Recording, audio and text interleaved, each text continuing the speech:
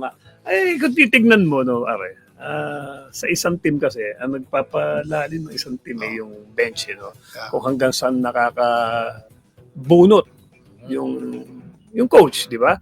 Meron kang luxury na mapahinga mo yung starter mo dahil ito yung susunod na mga papasok, parang hindi rin nawala yung yung mga panimula, no?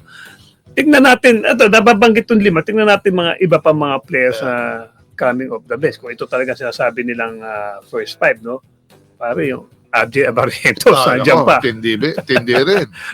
Leadership ng LA Tenorio. Kahit sabihin mo he is going to be sparingly, pero siyempre, stabilizer yan.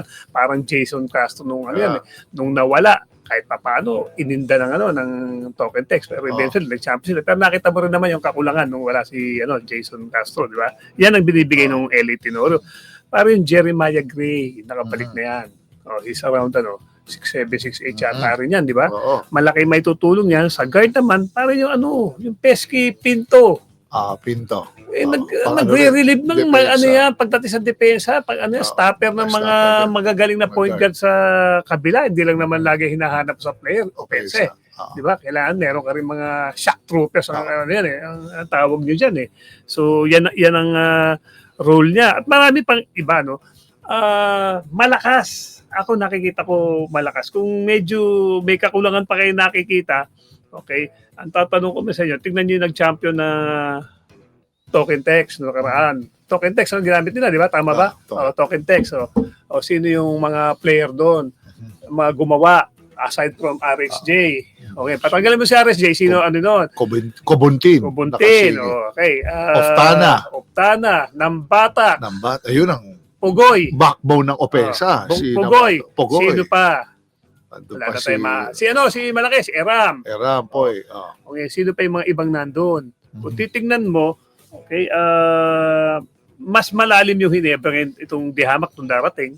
Kasi nga, pare, RJ coming off the bench. Sensational yan. Rookie. Actually, rookie lang dahil first time. Pero sa experience sa international scene, hindi mo matatawaran. Pa siyempre, yung Jeremiah Gray, di ba? Meron pa silang mga shooter dyan, yung Ku.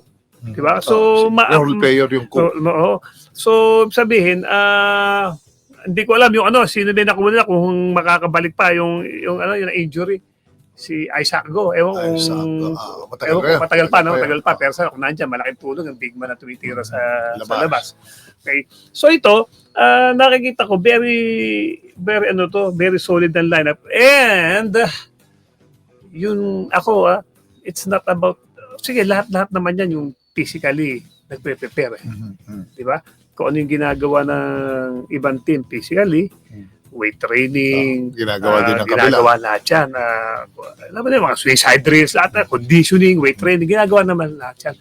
Kaya lang, ang kinakabahan ako dito sa Hinebra, parang mabangis na linto kasi last conference, they were up by 3-2. Nasigitan pa. Nasigitan pa ng Token.